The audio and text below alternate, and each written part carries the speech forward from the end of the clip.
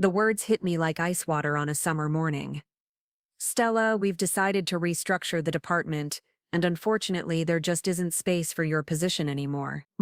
Chen, my boss of 12 years, couldn't even look me in the eye as he delivered the sentence that would change everything.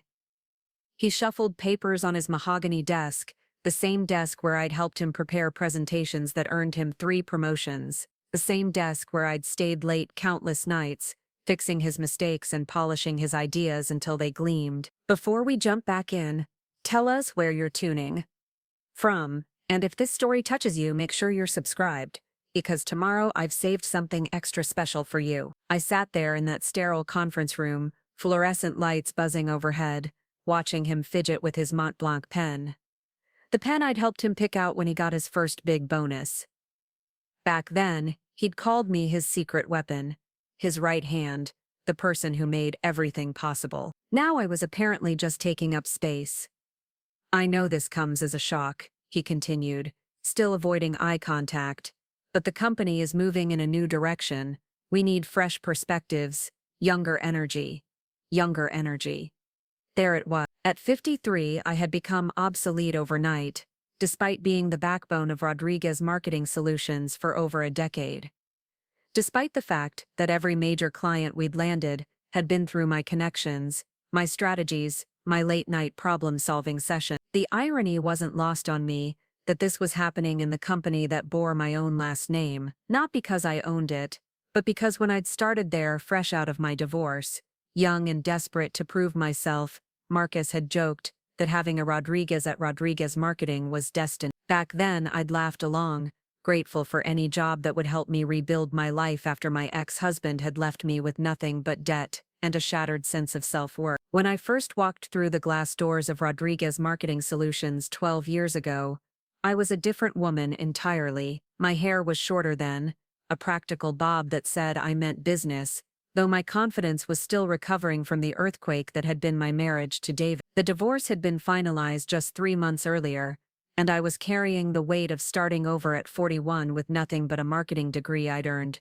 20 years prior and a determination that burned brighter than my fear. The office was smaller back then, occupying just 2 floors of a modest downtown building instead of the gleaming skyscraper it would eventually become. Marcus was different too, younger and hungrier, running a scrappy operation with 6 employees and dreams bigger than his budget. He'd hired me as his marketing coordinator, a title that sounded more impressive than the salary suggested, but I didn't care. I needed the work, and more importantly, I needed to prove to myself that I could still build something meaningful. Those early days were magical in the way that new beginnings can be when you're ready to pour everything you have into them. I arrived at 7 every morning, an hour before anyone else, and stayed until the janitors started their round. I reorganized their filing system, streamlined their client intake process, and slowly began transforming their haphazard marketing approach into something that actually worked. Marcus noted. He started asking for my input on everything,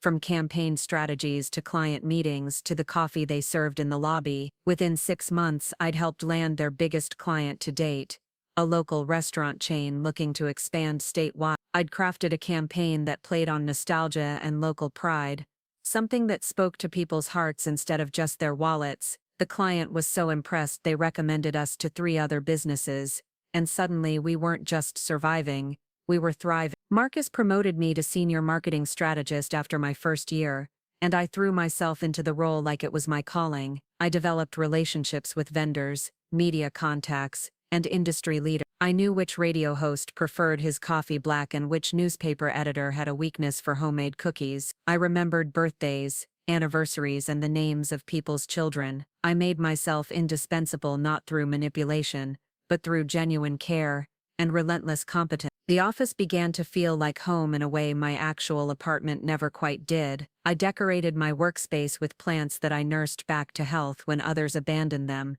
and I kept a candy dish filled with butterscotch that became legendary among our clients. People would stop by just to chat, to ask advice, to share their problems. I became the unofficial therapist, mediator, and problem solver for anyone who walked through our doors. By my 3rd year, the company had doubled in size, and Marcus had started talking about expansion. By my 5th year, we'd moved to the current building, and I had my own office with a view of the city skyline. By year 7, I was essentially running the day-to-day operations, while Marcus focused on bigger picture strategy and schmoozing with potential investors. I didn't mind. I loved the work, loved the challenge of turning chaos into order, loved watching ideas bloom into successful campaigns that made real differences in people's lives. My personal life remained quiet by choice. I'd dated a few times over the years, but nothing serious. The work fulfilled me in a way that relationships never had. Probably because it was something I could control. I could make myself excellent at this job. I could earn respect through merit. I could build something lasting. I bought a small house in the suburbs, a 1950s bungalow with original hardwood floors and a kitchen that needed updating. I spent weekends refinishing furniture and planting gardens, creating a sanctuary that reflected the stability I'd found in my professional life. My sister Carmen would visit sometimes, shaking her head at my dedication to the job. "You need more balance, Stella," she'd say, sipping wine on my back patio while I responded to emails on my phone. "This company isn't your whole life," but she was wrong. The company had become my life, and I was proud of that. I'd helped build something from almost nothing. I'd earned my place through sweat and skill, and an unwavering commitment to excellence. When new employees started, Marcus would introduce me as the heart of this operation, and I'd feel a warm glow of satisfaction that never got old. I trained junior staff members with patience and encouragement, remembering how terrifying it had been to start over in my 40s. I helped struggling employees find their strengths and supported them through difficult projects. When the company started winning industry awards, I was the one who coordinated the submissions and wrote the entries that highlighted our best work. When we landed national clients, I was the one who managed the relationships and ensured their expectations were not just met, but exceeded. The years blended together in the best possible way, marked by growth and achievement and the deep satisfaction of work well done. I watched Marcus mature from a scrappy entrepreneur into a polished executive. I saw junior employees become department heads, and I took pride in knowing I'd played a role in their development. I witnessed the company evolve from a small family operation into a respected player in the regional market. My office became a repository of memories and milestones. Photos from company retreats lined my bookshelf, showing teams of smiling faces at lake houses and conference centers. Thank you cards from clients covered one wall, each one representing a successful project and a relationship carefully cultivated. Awards and certificates filled another wall, recognition for campaigns that had exceeded expectations and delivered real results for the businesses we serve. I developed my own rituals and traditions that became part of the company culture. I organized the annual holiday party, always held at a different venue to keep things fresh. I coordinated team-building activities and professional development workshops. I maintained the birthday calendar and made sure everyone felt celebrated. When employees were going through personal difficulties, I was the one who arranged meal trains and offered flexible schedules. The work never felt like just a job, because I'd made it into something more. I'd created a professional family, a place where people could grow and contribute and feel valued. I'd built systems and processes that made everyone's work easier and more effective. I'd established relationships with clients that went beyond transactional interactions to become genuine partnerships based on trust and mutual respect. Looking back now, I can see that I was perhaps too invested, too willing to make the company's success my primary source of identity and self-worth. But at the time, it felt like the most natural thing in the world. I'd found my calling, my place, my purpose. I'd survived the wreckage of my marriage and rebuilt myself into someone stronger and more capable than I'd ever imagined possible. When I thought about the future, I pictured myself growing old with this company, eventually transitioning into a senior advisory role, sharing my institutional knowledge with the next generation of marketers. I imagined retirement parties where people would tell stories about the campaigns we'd crafted together and the obstacles we'd overcome as a team. I saw myself as a permanent fixture, as essential to the company's identity as the logo on the building. I never imagined that the very success I'd helped create would eventually be used as justification for my removal. I never considered that the relationships I'd nurtured and the processes I'd built would continue just fine without me. I never thought that fresh perspectives and younger energy would become code words for making me disappear. But that morning in Marcus's office, preparing and narrating this story took us a lot of time. So if you are enjoying it, subscribe to our channel. It means a lot to us.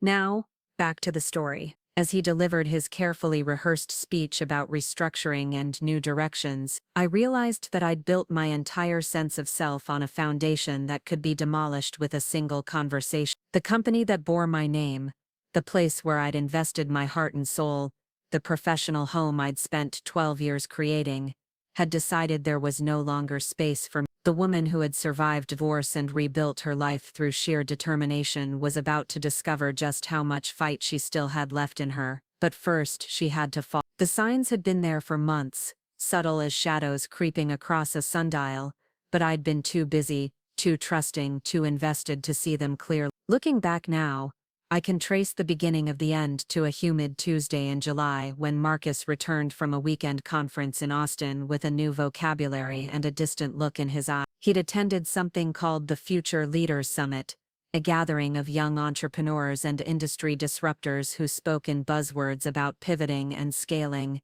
and disrupting traditional paradigms. When he walked into the Monday morning staff meeting, he was different. The easy camaraderie we'd shared for over a decade felt strained, like he was seeing me through a lens I couldn't quite bring into focus. "We need to think about our brand identity," he announced to the assembled team, his voice carrying a new authority that felt rehearsed. "The market is evolving rapidly, and we need to ensure we're positioning ourselves for the demographic shifts that are coming." He used the phrase demographic shifts 3 times in that meeting, and each time his eyes seemed to skip over me entirely. I should have paid attention to the way he kept mentioning the average age of our target consumers, how he emphasized the need for team members who could authentically connect with emerging market segments. Instead, I focused on taking detailed notes and thinking about how we could implement his suggestions into our existing client strategies. I was already mentally drafting the research proposals and budget allocations that would support his new vision. After the meeting, I approached him with enthusiasm,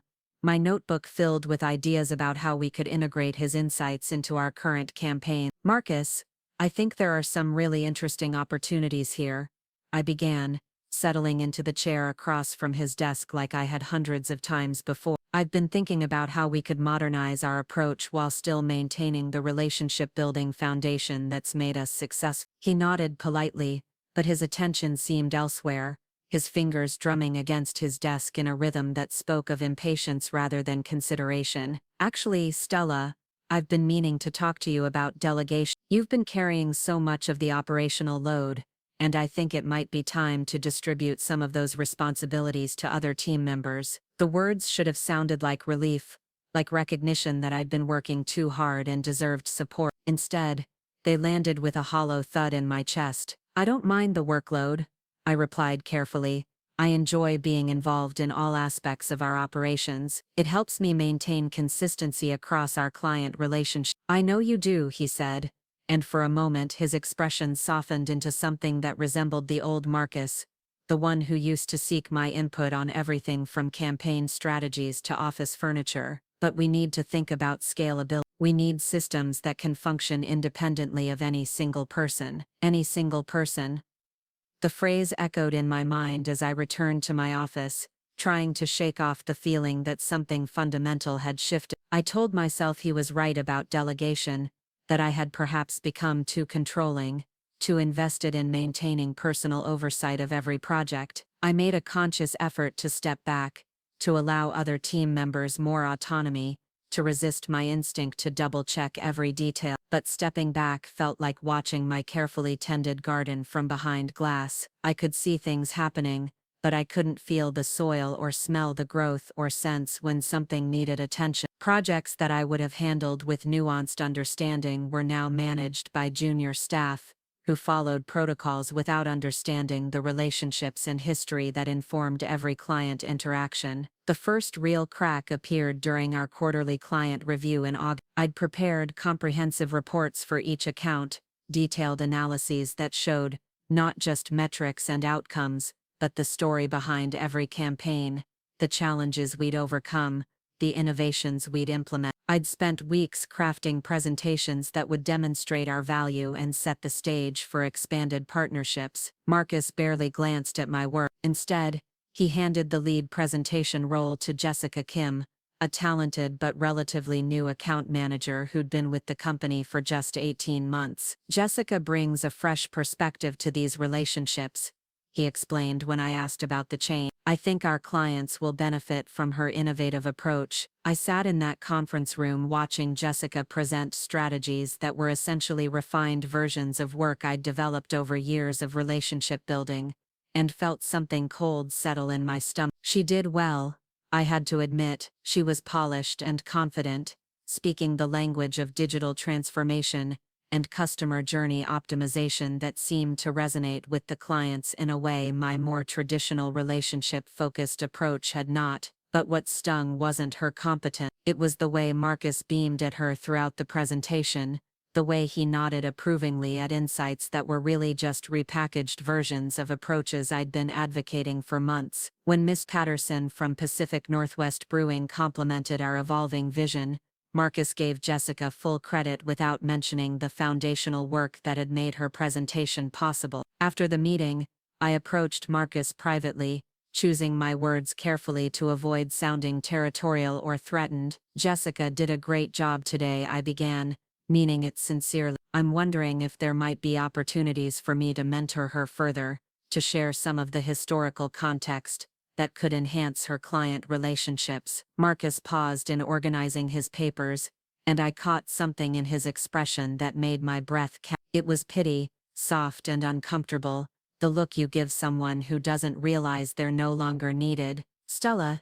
you've been incredible over the years, your institutional knowledge is invaluable, but I think Jessica and the other junior staff need space to develop their own approaches, without being constrained by how things have always been done. How things have always been done. As if my 12 years of building relationships and delivering results were simply outdated habits that needed to be overcome. As if the foundation I'd helped create was now a limitation, rather than a strength. I nodded and smiled, maintaining the professional demeanor I'd perfected over decades of navigating difficult conversations. But walking back to my office, I felt like I was moving through water, every step requiring more effort than it should. I closed my door and sat at my desk staring at the wall of thank you cards and photos that documented years of successful partnerships and meaningful work. The changes accelerated after that. Marcus began scheduling important meetings during times when I had standing appointments with long-term clients,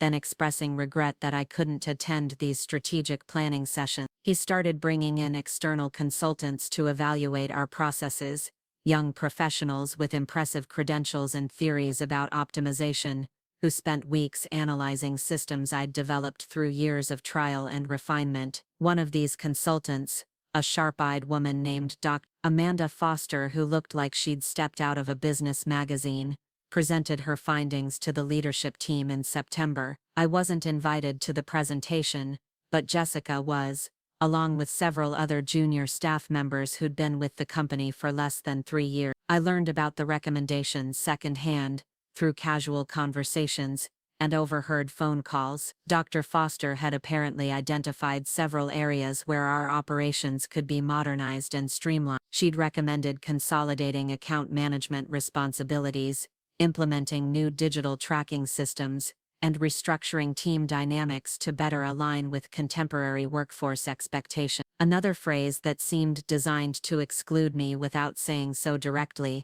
I was 53, not 73, but in the glossy world of marketing and advertising, that apparently qualified me as a relic from a bygone era. The technology changes came next, swift and comprehensive.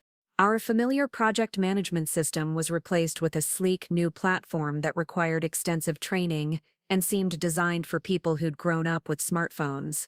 The client database I'd spent years building and refining was migrated to a cloud-based system that organized information differently, making it harder to access the relationship notes and historical context that had always been my greatest strength.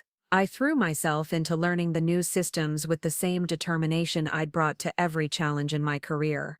I stayed late, watching tutorial videos and practicing until my fingers could navigate the interfaces with something approaching competence. But it felt like learning to write with my non-dominant hand, technically possible but never quite natural. During team meetings, conversations increasingly revolved around concepts and strategies I had to research afterward to fully understand. Growth hacking, omnichannel optimization, programmatic advertising. The language of marketing was evolving faster than I could adapt, and I found myself asking questions that were met with patient explanations that made me feel like a student rather than a senior professional. Marcus began holding separate meetings with what he called the innovation team, a group of younger staff members who were tasked with developing new service offerings and exploring emerging market opportunities. These meetings happened in the conference room adjacent to my office, and I could hear the energy and excitement through the thin walls, the sound of collaboration and creativity that had once included me. I tried to insert myself into these conversations naturally, offering insights based on my experience, and suggesting ways to integrate new approaches with proven strategies. But my contributions seemed to fall flat, met with polite nods that felt more like dismissal. "That's an interesting perspective, Stella," became Marcus's standard response to my input, delivered in a tone that suggested my perspective was more historical curiosity than actionable insight. The client relationships that had been my greatest strength began to shift as well. Account management responsibilities were redistributed under the guise of load balancing and professional development opportunities. Clients I'd worked with for years were gradually transitioned to younger team members who brought fresh energy to the partnership. I watched Chen, a brilliant recent graduate with an MBA from Northwestern, take over the Meridian Hotels account that I'd managed for 8 years. She approached the relationship with impressive analytical rigor, implementing tracking systems and optimization protocols that delivered measurable improvements in campaign performance. The client was thrilled with the results, and I had to acknowledge that her data-driven approach was producing better outcomes than my more intuitive, relationship-based methods. But it hurt to see Mr. Rodriguez, the hotel chain's marketing director, who'd become almost a friend over our years of collaboration, light up when he talked about Sarah's innovative strategies. He still greeted me warmly when we encountered each other in the hallway, but our conversations had shifted from strategic planning to pleasant small talk about the weather and weekend plans. The holiday party that year felt different too. I'd organized the event as always, coordinating with vendors and managing logistics with the efficiency that had become my trademark, but the actual party felt like watching a celebration I wasn't quite part of. Marcus gave a speech about the company's bright future and innovative team, praising several junior staff members by name for their contributions to our success. He mentioned my years of dedication in passing, a single sentence that felt more like acknowledgement of past service than recognition of ongoing value. I stood near the dessert table, nursing a glass of wine and watching my colleagues laugh and network and make plans for collaboration that didn't include me. Jessica approached at one point, her face flushed with wine and success, and thanked me for all the guidance I'd provided. "You've taught me so much," she said warmly. "I hope I can carry on the standard you've set." Carry on, as if I were already gone, as if my role was to pass the torch rather than continue holding it myself.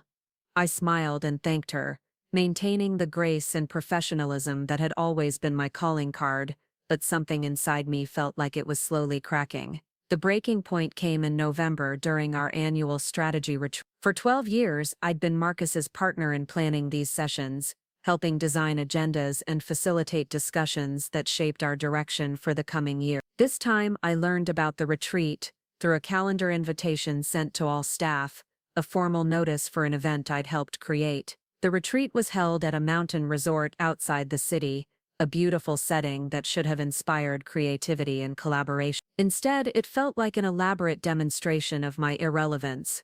Marcus had structured the sessions around themes of innovation and transformation, with breakout groups focused on emerging technologies and evolving consumer behavior. I found myself assigned to a group discussing traditional marketing foundations, while the other groups explored exciting topics like artificial intelligence applications and influencer partnership strategy. Our group's discussions felt perfunctory, like we were cataloging museum pieces rather than developing strategies for the future. During the closing presentation, each group shared their insights and recommendations. The AI group proposed exciting pilot programs. The influencer team outlined innovative partnership models. When our group presented our analysis of traditional marketing foundations, the room listened politely, but I could feel the energy drain away like air from a punctured balloon. Marcus thanked us all for our contributions and outlined his vision for the coming year. It was ambitious and exciting, full of cutting-edge approaches and strategic partnerships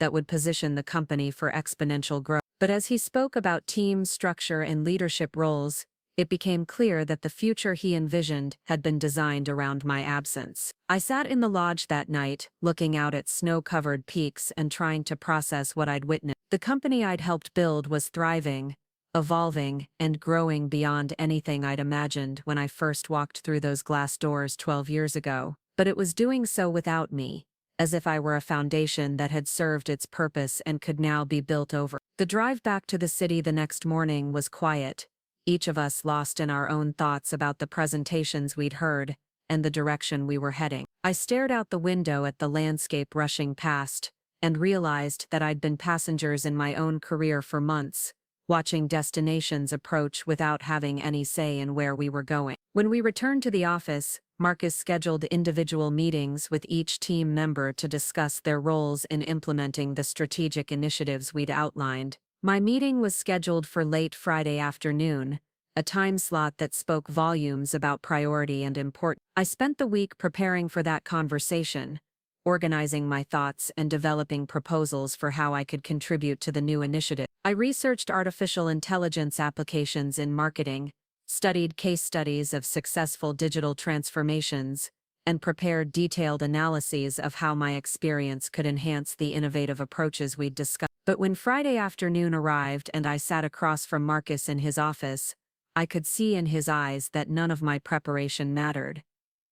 He'd already made his decision, probably months ago. The meeting was just a formality, a professional courtesy extended to someone who'd served the company well, but had reached the end of her usefulness. "Stella," he began, his voice gentle but firm, "I want you to know how much I've valued your contributions over the years. You've been instrumental in building this company into what it is today." Past tense.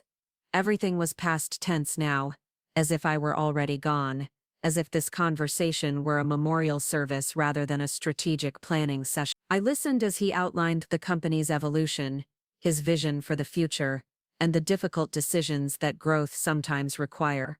He spoke about restructuring and efficiency, about the need to align resources with strategic priorities, about the challenging realities of remaining competitive in a rapidly changing marketplace. The words washed over me like cold rain, each phrase a polite diminishment of everything I'd built and contributed. I sat perfectly still, maintaining the professional composure that had served me throughout my career, while inside I felt something fundamental beginning to shift. When he finally delivered the sentence about restructuring and space, I wasn't surprised, devastated, but not surprised. The groundwork had been laid over months of small exclusions and gentle dismissals, tiny cuts that had bled me slowly until this final blow could be delivered with clean efficiency. I nodded and asked appropriate questions about timing and transition procedure. I maintained my dignity and grace, thanking him for the opportunities I'd been given, and expressing support for the company's continued success. I shook his hand and walked out of his office with my head high and my heart breaking. But as I cleared out my desk that evening,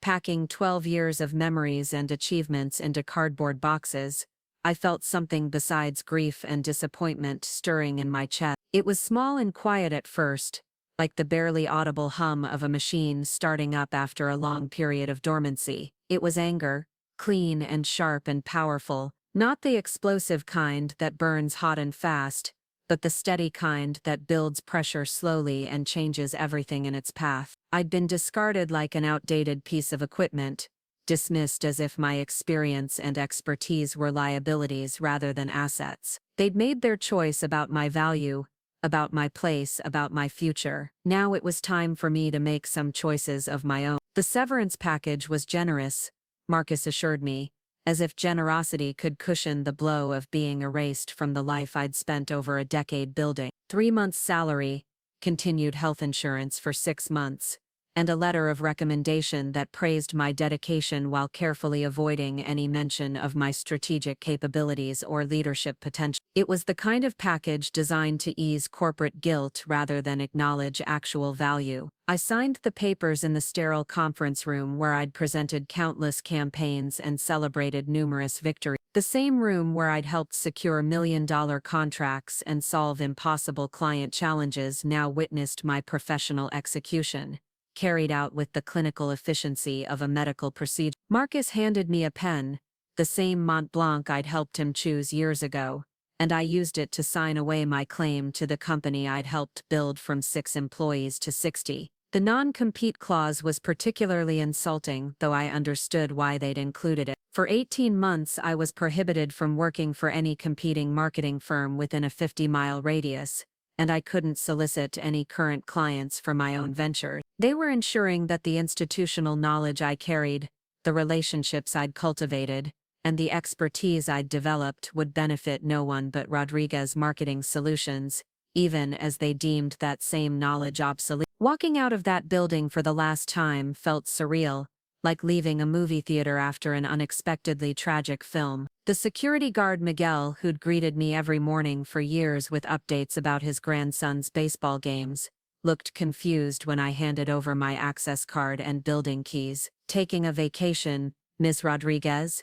he asked using the coincidental name that had once felt like destiny. "Something like that," I replied, unable to explain that I was being permanently vacated from a place that had defined my identity for over a third of my adult life. I drove home in my reliable Honda Civic, the same car I'd been driving for 8 years because I'd never seen the need to upgrade when everything else in my life felt stable and secure. The afternoon traffic moved with its usual sluggish predictability, but I felt disconnected from the familiar rhythm of the commute, like I was watching someone else's life through tinted glass. My house, when I pulled into the driveway, looked smaller somehow, as if it had shrunk in proportion to my diminished circumstances. The little bungalow that had been my sanctuary now felt like a place where unemployed 53-year-old women went to disappear quietly into irrelevance. I sat in the car for several minutes, listening to the engine tick as it cooled, trying to summon the energy to walk inside and begin whatever came next. The first few days passed in a haze of practical necessities and emotional numbness. I updated my resume,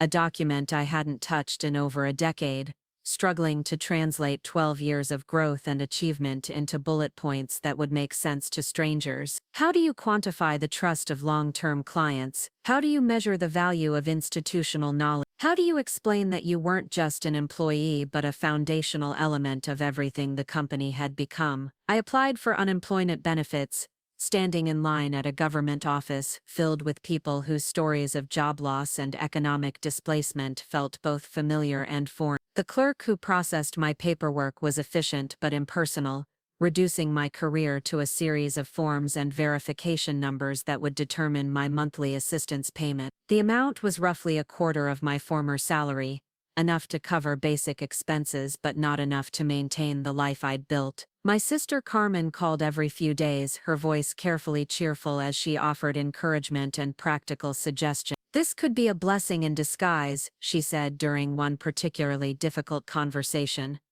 "Maybe it's time to try something completely different. You could travel, take up painting, maybe even write that marketing book you used to talk about." But I wasn't ready for silver linings or creative opportunities. I was still processing the betrayal, still trying to understand how 12 years of exemplary service could be dismissed so easily. I wasn't looking for new adventures.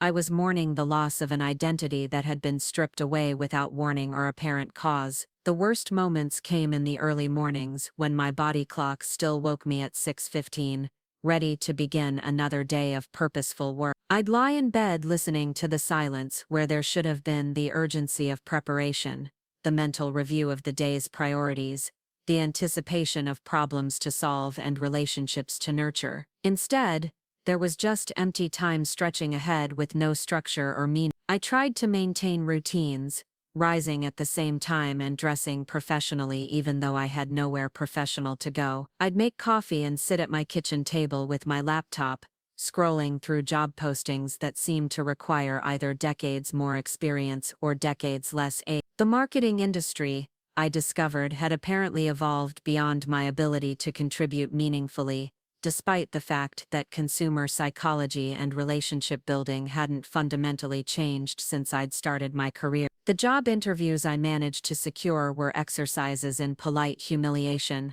Hiring managers, many of them younger than some of my favorite blazers, would review my resume with expressions that mixed respect for my experience with doubt about my relevance. They'd ask about my familiarity with platforms I'd never heard of, my comfort level with concepts that seemed to change faster than seasonal fashion trends, my ability to think disruptively about challenges I'd been solving successfully for years. One particularly memorable interview was with a startup called BrandSpark, housed in a converted warehouse where 20-something employees worked at standing desks surrounded by inspirational wall decals about innovation and authenticity. The hiring manager, an earnest young man named Tyler who wore designer sneakers with his business casual attire, spent 30 minutes explaining their revolutionary approach to customer engagement that sounded remarkably similar to relationship marketing principles I'd been implementing since before he'd graduated high school. "We're looking for someone who can bring fresh perspective to traditional paradigms," Tyler explained, using the word paradigm with the confidence of someone who'd recently discovered it. "Someone who isn't constrained by how things have always been done in the industry." I nodded and smiled, asking thoughtful questions about their target demographics and campaign objectives, while internally cataloging the ways their revolutionary approach could benefit from the kind of strategic foundation I'd spent my career developing. But I could see in Tyler's eyes the same look I'd grown familiar with over the past months: polite appreciation for my experience coupled with certainty that experience wasn't what they needed. "We'll be in touch," he said at the end of our conversation, shaking my hand with the kind of firm grip that young professionals practice to convey authority. We both knew they wouldn't be in touch, but the ritual of professional courtesy demanded the pretense. After 6 weeks of similar encounters, I stopped applying for marketing positions altogether. The industry had apparently moved beyond my ability to contribute, or at least beyond its willingness to invest in helping experienced professionals adapt to new methodology. I expanded my search to administrative roles, customer service positions, even retail management jobs that would utilize my organizational skills and people-focused approach. But these interviews brought their own challenge. Employers were suspicious of my overqualification, worried that I'd leave as soon as something better came along. They questioned whether someone with my background would be satisfied with entry-level responsibilities, whether I could take direction from supervisors who might be significantly younger, whether I'd be able to adapt to company cultures that had evolved beyond my experience level. I assured them of my flexibility and commitment, emphasizing my work ethic and reliability, while carefully downplaying the leadership experience that apparently made me threatening rather than valuable. But the conversations felt like elaborate performances where I was auditioning for the role of diminished version of myself, convincing strangers that I was grateful for the opportunity to start over at the bottom of career ladders I'd already climbed successfully. The rejections arrived with predictable regularity, usually in the form of brief emails that thanked me for my interest while explaining that they'd chosen to move forward with other candidates. A few included encouraging language about keeping my resume on file for future opportunities, but I recognized these as the professional equivalent of "let's just be friends," polite dismissals designed to end the relationship without unnecessary pain. My savings account, which had felt comfortably substantial when I'd been earning a steady salary, began to shrink with alarming speed. Mortgage payments, utilities, insurance premiums, and basic living expenses consumed the unemployment benefits and required regular withdrawals from the emergency fund I'd built over years of careful financial planning. I found myself calculating how long my money would last at current spending levels, then recalculating with reduced expenses, then recalculating again with increasingly drastic budget cuts. The house that had been my sanctuary began to feel like an expensive burden. The mortgage payment that had seemed manageable on my former salary now consumed nearly 2/3 of my monthly income. I considered refinancing, but banks weren't eager to work with unemployed 53-year-old applicants, regardless of their credit history or equity position. I researched selling, but the real estate market was sluggish, and I'd likely lose money on a property I'd hoped to pay off before retirement. I started implementing small economies that felt like incremental surrender. I canceled subscription services I'd enjoyed, switched to generic brands at the grocery store, and began driving only when absolutely necessary to conserve gas. I stopped buying clothes, stopped eating at restaurants, stopped purchasing the small luxuries that had made working long hours feel worthwhile. Each cut felt reasonable in isolation, but collectively they represented the systematic dismantling of the life I'd built. The isolation was perhaps worse than the financial pressure. Without the daily structure of work, without colleagues to interact with and problems to solve, my world became very small very quickly. I'd underestimated how much of my social connection had been tied to my professional identity, how many of my friendships had been built around shared work experiences and industry conversation. Former colleagues stayed in touch sporadically, sending brief text messages asking how I was doing and promising to meet for coffee soon, but these promises rarely materialized into actual plans, and when they did, the conversations felt strained and artificial. They'd update me on office news with careful enthusiasm, sharing developments and changes that reminded me how quickly I'd become irrelevant to the daily operations I'd once considered essential. Jessica called a few times in the early weeks, her voice bright with the energy of someone thriving in the role I'd been forced to vacate. She asked thoughtful questions about client histories and relationship dynamics, clearly trying to honor my contributions while establishing her own approach to account management. I appreciated her consideration, but the conversations left me feeling like a consultant to my own former life, offering guidance on problems I was no longer allowed to solve direct. Marcus sent a formal email after my first month away, acknowledging my contributions and expressing hope that I was finding fulfillment in new opportunities. The message was professional and appropriately gracious, but it felt like communication from a distant acquaintance rather than someone I'd worked alongside for over a decade. He mentioned that the company was doing well, that several new initiatives were showing promise, that the team was adapting successfully to the restructuring. He didn't ask about my job search or offer any assistance with networking or reference. I crafted several responses to his email, ranging from gracious acknowledgement to pointed observations about the industry connections and institutional knowledge I'd taken with me. In the end, I sent a brief reply thanking him for the update and wishing continued success for the company. There was nothing productive to be gained from burning bridges, even if those bridges had already been demolished from the other side. The days began to blur together, in a haze of job applications, budget calculations, and mounting anxiety about the future.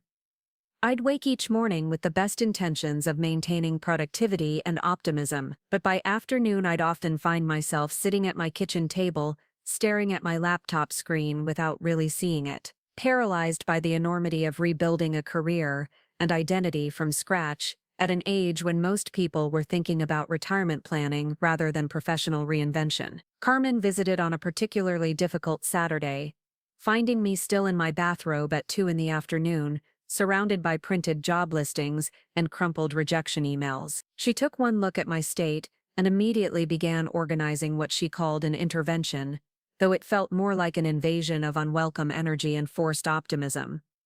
"You're spiraling," she announced, gathering up the job search materials and dumping them in a box. "This isn't helping. You need to get out of this house, get some fresh air.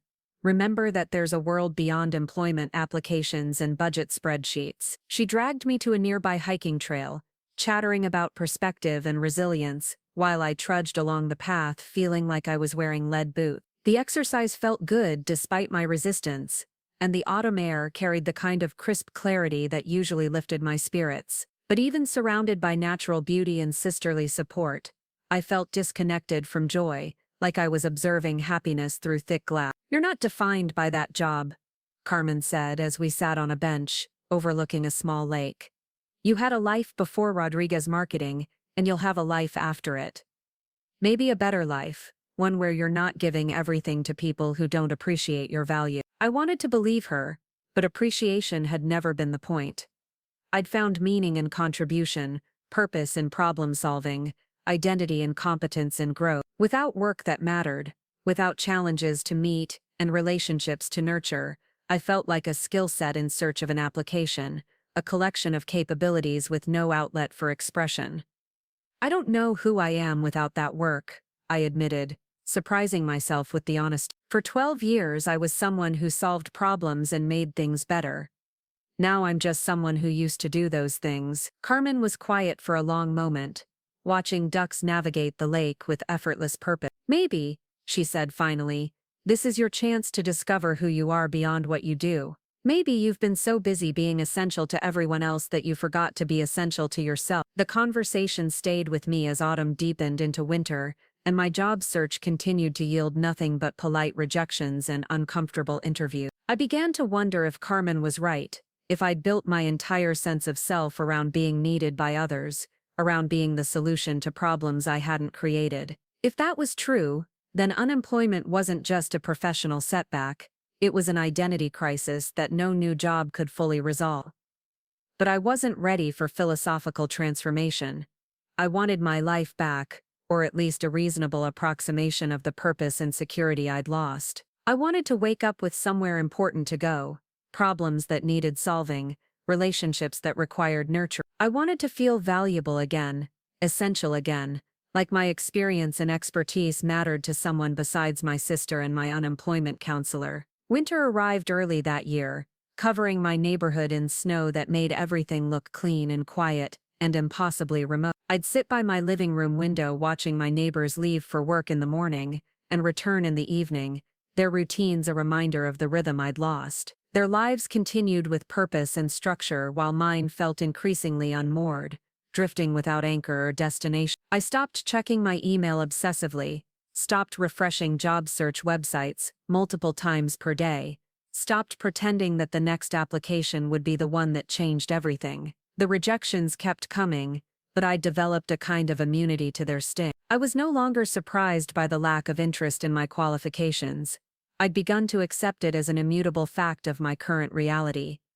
It was during this period of resigned acceptance that I made a discovery that would change everything, though I didn't recognize its significance at the time. I was cleaning out old files from my home office, sorting through years of accumulated paperwork and professional materials, when I found a folder labeled Ideas and Innovations that I'd apparently forgotten about completely. Inside were dozens of documents spanning my entire career, campaign concepts I'd developed but never implemented, strategic approaches I'd researched but never proposed, market analysis I'd conducted for my own curiosity rather than any specific client need. Page after page of insights and innovations that had emerged from my work but had never been fully explored or developed. Some of the ideas were clearly outdated, tied to trends or technologies that had evolved beyond relevance, but others felt remarkably current, addressing challenges and opportunities that seemed even more pressing now than when I'd first conceived them. I'd apparently been documenting solutions to problems the industry was just beginning to acknowledge,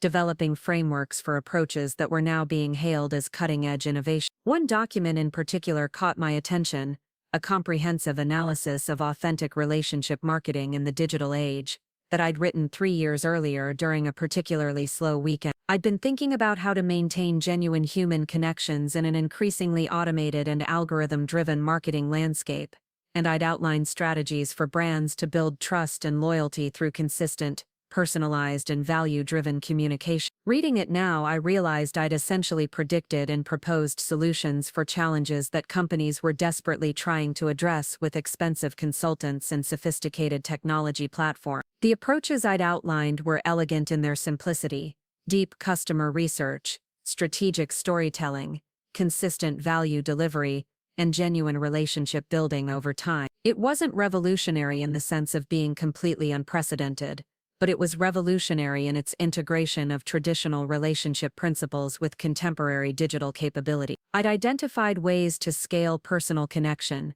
to use technology to enhance, rather than replace human insight, to build sustainable competitive advantages through authentic engagement rather than manipulative tactics. As I read through more of the documents, a pattern emerged. I'd been solving problems and developing innovations throughout my career, but I'd been implementing them within the constraints of existing organizational structures and client relationships. I'd been improving other people's businesses instead of creating my own, enhancing other people's visions instead of pursuing my own ideas with full creative freedom. For the first time in months, I felt something besides resignation and anxiety stirring in my chest. It was small and tentative, like the first green shoots pushing through snow, but it was unmistakably hope. Not hope for someone else to recognize my value, but hope that I might be able to create value independent of anyone else's validation or approval. I spent the next several days reading through every document in that folder, taking notes and making connections between ideas I'd developed years apart. I began to see not just individual insights, but a comprehensive philosophy of marketing that emphasized authenticity, relationship building, and sustainable growth over quick wins and superficial engagement. More importantly, I began to see a business model that could implement these ideas without requiring anyone's permission or approval. I could create my own consulting practice, develop my own client relationships, and build my own reputation based on results, rather than resume credentials or age demographics. The possibility was terrifying and exhilarating in equal measure. I had no experience running my own business, no existing client base to draw from, and no financial cushion to support the inevitable startup period. But I also had no boss to convince, no organizational politics to navigate, and no ceiling on my potential impact or income. For the first time since Marcus had delivered his restructuring speech, I felt like I might have some control over my professional future. Not just the hope of finding another job, but the possibility of creating work that would be entirely my own,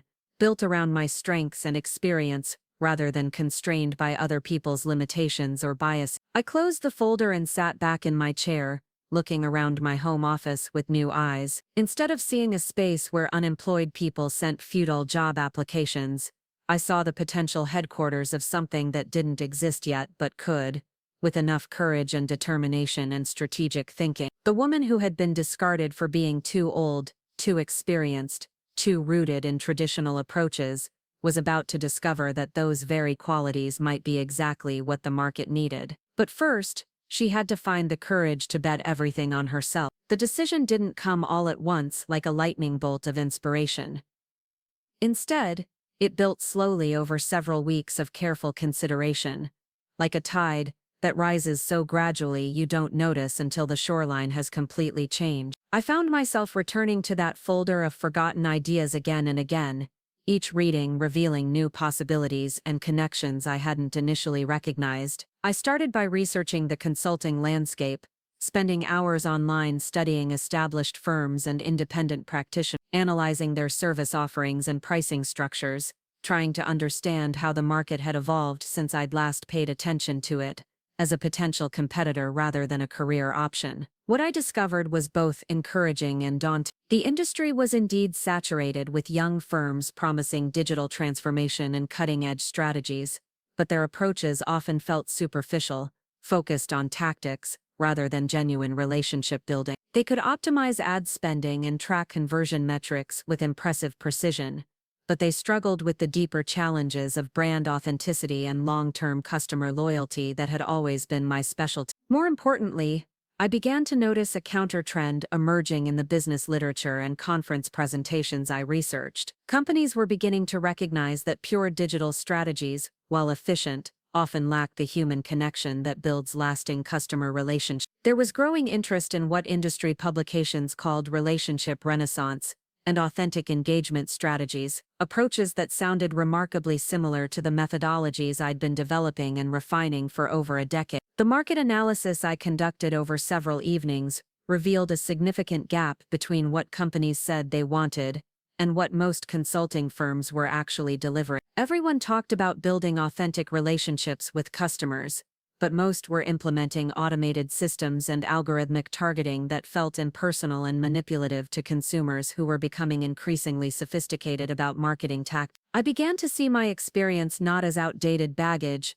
but as rare expertise in approaches that were becoming more valuable rather than less relevant. The relationship-building skills I'd developed, the customer psychology insights I'd accumulated. The strategic frameworks I'd created for authentic engagement were not obsolete.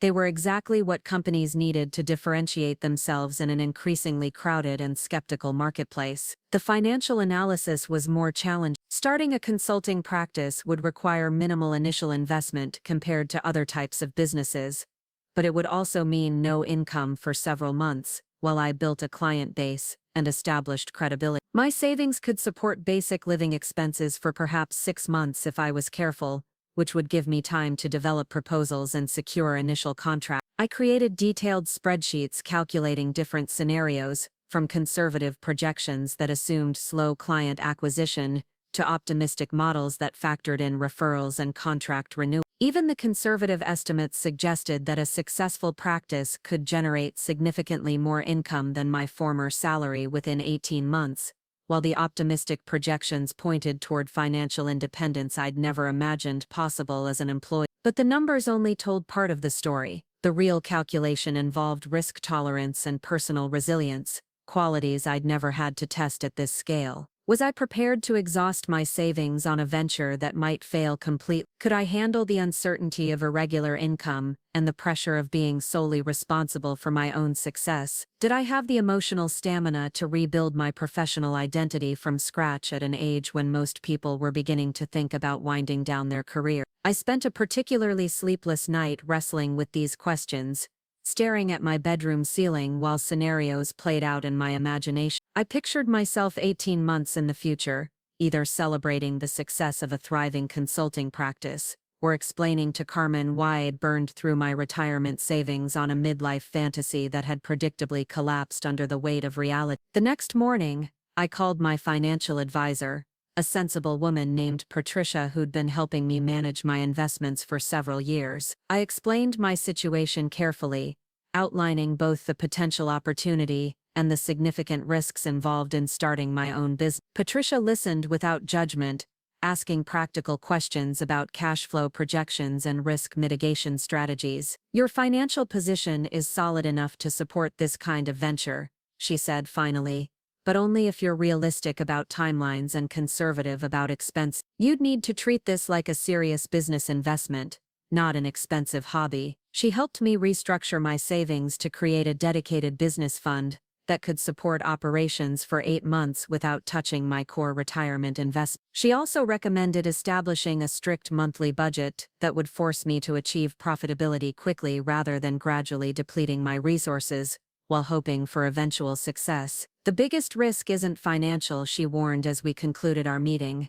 "It's psychological. Running your own business requires a completely different mindset than being an employee. You'll need to be comfortable with uncertainty, rejection, and the constant pressure of generating your own opportunities." Her warning stayed with me as I began the practical work of business formation. I researched legal structures and tax implications, eventually deciding on a limited liability company that would provide personal protection while maintaining operational flexibility. I worked with an attorney to draft operating agreements and establish proper record-keeping systems, investing in the kind of professional foundation that would support sustainable growth. Choosing a business name proved more challenging than I'd anticipated. I wanted something that conveyed expertise and trustworthiness, without sounding outdated or overly traditional. After considering dozens of options, I settled on Authentic Strategies Consulting, a name that captured both my focus on genuine relationship building and my comprehensive approach to business challenge. The logo design process forced me to think carefully about brand identity and market positioning, skills I'd developed for clients but had never applied to my own professional image. I worked with a freelance designer to create visual elements that felt both sophisticated and approachable, contemporary but not trendy, professional without being intimidating. Setting up the home office required converting my spare bedroom into a professional workspace that could accommodate client meetings and video conferences. I invested in proper lighting, a high-quality camera setup, and furniture that projected competence and success. The transformation felt symbolic, marking the physical transition from unemployed job seeker to independent business owner. The website development consumed several weeks of intensive work, but it became the foundation for everything that followed. I wrote detailed service descriptions that explained my methodologies, without revealing proprietary strategies, created case studies that demonstrated results without violating former clients' confidentiality, and developed resource materials that showcased my expertise while providing genuine value to potential customers. The content strategy reflected years of accumulated knowledge about what actually worked in building customer relationships versus what marketing firms typically promise to deliver. Instead of focusing on trendy buzzwords and sophisticated technical capabilities, I emphasized outcomes that business owners could understand and measure: increased customer loyalty, improved referral rates, sustainable competitive advantages, and profitable long-term growth. I also created a blog that would establish thought leadership and demonstrate my expertise to potential clients who might be researching consulting options. The first few posts were challenging to write, requiring me to distill complex strategic insights into accessible content that would be valuable to readers while establishing my credibility as an expert in authentic relationship marketing. The networking strategy began with reactivating professional connections I'd maintained throughout my career, but it quickly expanded to include industry associations, local business groups, and online communities where potential clients might be seeking consulting services. I attended virtual conferences and webinars, participating in discussions and asking thoughtful questions that demonstrated my expertise without being overtly promotional. One particularly valuable connection came through a local Chamber of Commerce meeting I attended on a Tuesday evening in February. I'd been hesitant to invest time in what I expected to be generic networking and superficial business card exchanges, but the presenter was discussing customer retention challenges that aligned perfectly with my consulting focus. During the question period, I asked about the relationship between employee satisfaction and customer loyalty, sharing insights from my experience about how internal culture affects external relationships. The question sparked an extended discussion that continued after the formal presentation ended, with several business owners approaching me for more detailed conversations about their specific challenges. One of those business owners was Elena Vasquez, the founder of a rapidly growing organic food distributor who was struggling to maintain personal relationships with customers as her company scaled beyond her ability to personally manage every account. She described the exact type of challenge I'd been solving throughout my career: how to systematize relationship building without losing the authentic connection that had driven initial growth. Everyone keeps telling me I need marketing automation and customer relationship management software, Elena explained as we talked over coffee the following week, but every system I've looked at feels like it would turn my customers into data points instead of real people. I built this business on trust and personal connection, and I don't want to lose that just because we're growing. Her dilemma was exactly the type of complex strategic challenge that larger consulting firms typically addressed with expensive technology solutions that solved technical problems while creating human relationship problems. I saw immediately how my approach could help her scale personal connection through strategic frameworks and systematic relationship building, using technology to enhance rather than replace human insight. I spent several days developing a comprehensive proposal that outlined specific strategies for maintaining authentic relationships while improving operational efficiency. Instead of recommending expensive software platforms, I suggested process improvements and training programs that would help her team deliver consistent, personalized service at scale. The proposal included detailed implementation timelines, measurable outcomes, and a fee structure that tied my compensation directly to results rather than just time invested. I wanted Elena to understand that I was confident enough in my methodologies to bet my own income on their effectiveness. When I presented the proposal the following week, Elena's reaction exceeded my most optimistic expectations. "This is exactly what I've been looking for," she said, reviewing the strategic framework I'd outlined. "Everyone else wants to automate the relationship building, but you're showing me how to systematize it while keeping it personal. When can we start?" The contract negotiations were straightforward, partly because my proposal had been thorough enough to address most of her questions and concerns before they arose. We agreed on a 6-month engagement with clearly defined milestones and deliverables, along with performance bonuses tied to specific customer satisfaction and retention improvements. Signing that first contract felt like crossing a threshold from which there would be no return. I was no longer someone who used to work in marketing. I was someone who owned a marketing consulting practice with a real client and specific obligations to deliver measurable results. The shift in identity was subtle but profound, changing how I introduced myself and how I thought about my professional capabilities. The work itself was exhilarating in a way I hadn't experienced since my earliest days at Rodriguez Marketing Solutions. I had complete creative freedom to develop solutions that I believed would be most effective, without having to navigate organizational politics or compromise my recommendations to fit existing systems or corporate preferences. I developed a comprehensive customer relationship audit that identified specific touchpoints where Elena's company could strengthen connections with clients, created training materials that helped her sales team deliver consistent value-added service, and designed feedback systems that would provide ongoing intelligence about customer satisfaction and loyalty. The implementation process required intensive collaboration with Elena's team, but they were enthusiastic about approaches that enhanced, rather than replaced, their existing relationship-building effort. Unlike my experience with Marcus's innovation team, these conversations were energizing and productive, focused on practical problem-solving rather than theoretical disruption. Within 6 weeks of beginning the engagement, Elena's customer satisfaction scores had improved measurably, and her customer retention rates were showing encouraging trends. More importantly, her team reported feeling more confident and effective in their client interactions, equipped with systematic approaches that supported their natural relationship-building instinct. The success with Elena's company generated exactly the kind of results-based credibility I needed to attract additional clients. She referred me to 2 other business owners facing similar challenges, and both engagements led to successful outcomes and further referral. Within 4 months, I had a waiting list of potential clients and was beginning to turn down projects that didn't align with my strategic focus. The financial results exceeded even my optimistic projection. By month 6, my monthly income was substantially higher than my former salary,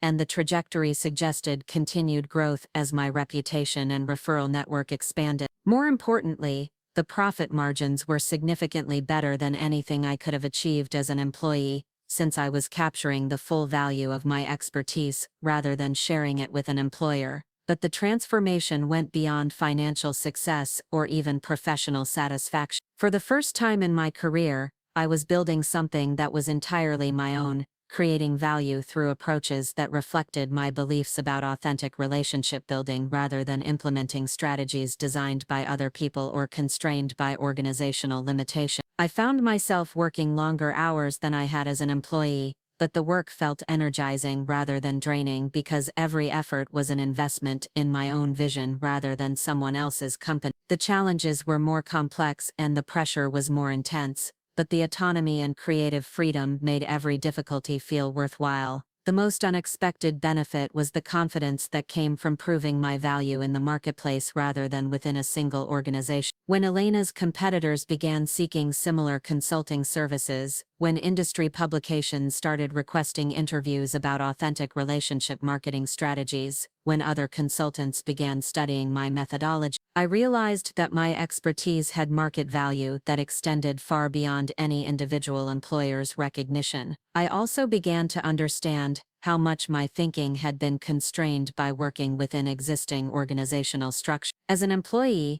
I'd been solving problems within parameters set by other people, optimizing systems that had been designed by others, improving processes that reflected other people's strategic vision. As an independent consultant, I could design completely new approaches that maximized effectiveness rather than organizational convenience. The insights I developed through this unrestricted problem-solving began to coalesce into a comprehensive methodology that was genuinely innovative, not just in terms of tactical implementation, but in its fundamental approach to customer relationship building. I was creating intellectual property that could form the foundation for a much larger business opportunity. By the end of my first year in business, I was no longer just a successful consultant. I was someone who had developed proprietary strategies that were generating significant market interest. Industry associations were inviting me to speak at conferences, business publications were featuring my approaches in case studies, and larger companies were beginning to inquire about licensing my methodologies for their own organization. The woman who had been deemed too old and too traditional by Rodriguez Marketing Solutions had become a recognized expert in cutting-edge relationship marketing strategies. The experience I'd accumulated over decades of client work had been transformed into competitive advantages that couldn't be replicated by younger consultants with superior technical skills but inferior strategic insight. More importantly, I'd discovered that being discarded by one organization had freed me to create value that no single employer could have contained or fully utilized. The limitation had never been my capabilities. It had been my willingness to constrain those capabilities within other people's visions of what was possible or profitable. As my first year in business concluded, I began developing plans for expansion that would have been unimaginable when I'd been clearing out my desk at Rodriguez Marketing Solutions. Instead of looking for another job that would provide security and stability, I was building a business that could provide independence and unlimited growth potential. The transformation was complete, but the real test was still ahead. Building a successful consulting practice was one achievement. Scaling it into something that could fundamentally change the industry was an entirely different challenge. But for the first time in my professional life, I felt capable of attempting something truly ambitious, rather than just competently managing other people's ambitions. The foundation was solid, the methodology was proven, and the market opportunity was substantial. Now it was time to discover exactly how much space I could claim in an industry that had once insisted there was no space for me at all. The phone call came on a Tuesday morning in October, exactly 18 months after I'd walked out of Rodriguez Marketing Solutions for the last time. I was in my home office, reviewing proposals for what had become a thriving consulting practice, when my assistant Maria forwarded a call from someone who claimed to represent a major client seeking strategic consulting services. Rodriguez, the voice was polished and professional.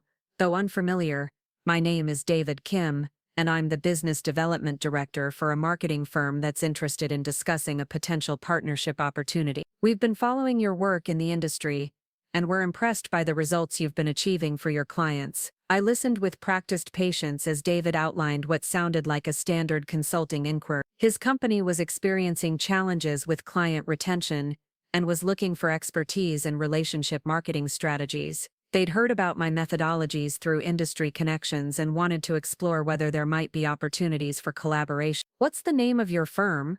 I asked, though something in his tone had already triggered my suspicions. There was a brief pause before he answered, "Rodriguez Marketing Solutions." The irony was so perfect it almost made me laugh. The company that had restructured me out of existence was now seeking my services as an external consultant, apparently unaware that the expertise they were trying to purchase was the same expertise they deemed obsolete just over a year ago. "I see," I said carefully, maintaining professional composure while my mind raced through the implications. "And who specifically would I be working with on this engagement?" "The project would be overseen by our senior leadership team," David replied, "including our president, Marcus Chen. I believe you might be familiar with our organization." Familiar was an understatement, but I kept my response neutral. "Yes, I'm familiar with your company. Why don't you send me some information about the specific challenges you're facing, and I'll review whether this might be a good fit for my practice." After ending the call, I sat back in my chair and allowed myself a moment of pure satisfaction. The company that had told me there was no space for my expertise was now actively seeking to purchase that same expertise at rates that were significantly higher than my former salary. The transformation was complete, but the real reckoning was just beginning. I spent the next few days researching Rodriguez Marketing Solutions' current situation, using industry contacts and public information to understand what had driven them to seek external consulting. What I discovered was both enlightening and deeply satisfying. The company had indeed grown significantly since my departure, adding new clients and expanding into additional markets just as Marcus had envisioned. But that growth had come with unexpected costs. Client retention rates had declined substantially, with several major accounts terminating contracts due to what they described as impersonal service and lack of strategic continuity. The young team that Marcus had assembled was technically proficient and creatively innovative, but they struggled with the relationship management aspects that had always been my specialty. They could create impressive campaigns and deliver measurable short-term results, but they hadn't developed the institutional knowledge and client insight that builds long-term partnerships. More telling were the industry reputation challenges that had begun to emerge. Former clients were sharing feedback about their experiences with Rodriguez Marketing Solutions, and the themes were remarkably consistent. Excellent initial work that gradually degraded over time, promising strategies that failed to deliver sustainable results, and account management that felt more transactional than strategic. The company was succeeding in winning new business, but failing to build the kind of lasting relationships that generate referrals and contract renewal. They were growing through expensive business development efforts rather than organic expansion, a model that was both financially unsustainable and strategically vulnerable. Jessica Kim, who had taken over many of my former responsibilities, had left the company 6 months earlier to join a competing firm. According to my sources, her departure had been preceded by increasing frustration with what she described as a lack of strategic direction and insufficient support for relationship building. 2 other senior staff members had followed her, taking valuable client knowledge and relationships with them. The picture that emerged was of a company that had optimized for short-term growth at the expense of long-term sustainability. Exactly the kind of strategic imbalance that my consulting practice was designed to address. They needed someone who could help them rebuild the relationship foundation they'd systematically dismantled in pursuit of efficiency and scale. I took my time crafting a response to David's inquiry, developing a comprehensive analysis of their challenges and a detailed proposal for addressing them. But instead of submitting a standard consulting proposal, I decided to demonstrate exactly how much my perspective had evolved since my days as their employee. The document I created was part strategic assessment, part methodology outline, and part demonstration of intellectual property they'd never had access to, despite my 12 years of employment. I outlined their retention challenges with the precision of someone who understood their operations intimately, then presented solutions that were both sophisticated and practical. The relationship audit framework I proposed was similar to what I'd implemented for Elena and other clients, but I'd refined it significantly based on months of real-world application and continuous improvement. The client segmentation strategies reflected insights I'd developed through working with diverse organizations across multiple industries. The retention optimization approaches incorporated methodologies I'd created specifically for companies struggling with the exact problems Rodriguez Marketing Solutions was facing. Most importantly, I structured the proposal to highlight the gap between their current challenges and the expertise they'd let walk out their door. Every solution I recommended implicitly demonstrated knowledge and capabilities they'd had access to, but had chosen not to utilize. Every strategic insight subtly emphasized the institutional wisdom they'd discarded in favor of fresh perspectives and younger energy. The fee structure I proposed was substantial, reflecting both the complexity of their challenges and the market value of my expertise. I was no longer the cooperative employee willing to work for whatever salary they deemed appropriate. I was an independent consultant whose services commanded premium rates because of their proven effectiveness. When I submitted the proposal, I included a cover letter that was professional but pointed. Based on my analysis of your current situation, I wrote, it appears that Rodriguez Marketing Solutions is experiencing the kind of relationship management challenges that can significantly impact long-term growth and profitability. I believe my expertise in authentic relationship marketing could help address these issues, though the scope of work required would be substantial. The response came within 48 hours, much faster than I'd expected. Marcus himself called, his voice carrying a mixture of professional courtesy and barely concealed desperation that was deeply satisfying to hear. Stella, he began, and I noticed he'd dropped the formal Rodriguez that David had used. I received your proposal, and I have to say it's exactly the kind of strategic thinking we need right now. Your analysis of our challenges is remarkably accurate because I'd been warning about these exact problems for months before my departure, I thought, but I kept my response measured. I'm glad you found the assessment helpful. The issues you're facing are complex, but they're definitely addressable with the right approach. I'd like to discuss this further. Marcus continued, would you be available for a meeting next week? I think it would be beneficial to explore this opportunity in person. I agreed to the meeting, though I insisted it take place at my office rather than their location. The symbolism was important. They would be coming to me, seeking my expertise on my terms rather than expecting me to accommodate their preferences and convenience. The week leading up to the meeting allowed me to prepare thoroughly, not just for the strategic discussions, but for the psychological dynamics that would inevitably be part of our conversation. This wasn't just a potential consulting engagement, it was a complete reversal of the power relationship that had existed during my employment. I was no longer the grateful employee hoping to maintain Marcus's approval and support. I was an established consultant whose expertise was in demand, who could choose which clients to work with based on strategic fit and professional satisfaction, rather than financial necessity.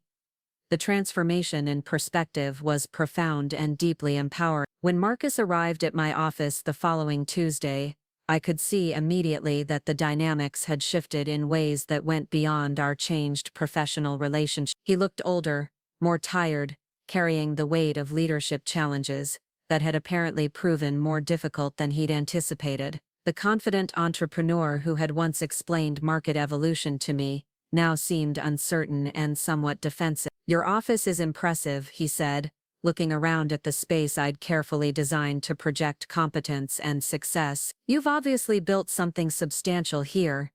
"Thank you," I replied, gesturing for him to sit in the client chair across from my desk. The arrangement was deliberate.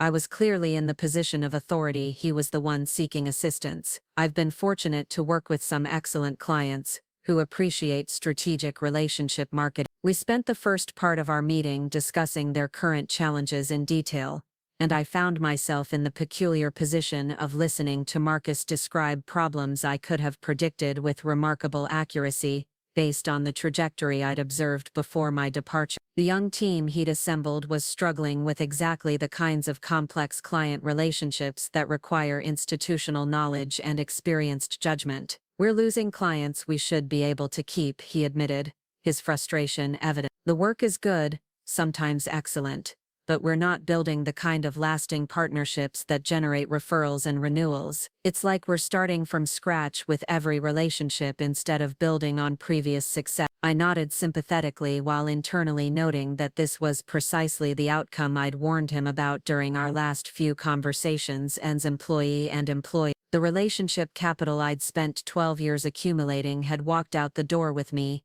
and they'd apparently underestimated how difficult it would be to rebuild that foundation with a completely new team. "Relationship building is both an art and a science," I explained, using language I'd refined through months of consulting presentations. "It requires systematic approaches combined with intuitive understanding of human psychology and business dynamics. It's not something that can be automated or delegated to junior staff without proper training and strategic oversight." Marcus leaned forward, clearly engaged by the conversation in a way that reminded me of our early collaborations when he still valued my strategic input. "Your proposal mentions a comprehensive relationship audit. Can you walk me through what that would involve?" I spent the next hour outlining the methodologies I'd developed, explaining how the audit would identify specific gaps in their current approach and provide actionable strategies for improvement. I described case studies from other clients, being careful to maintain confidentiality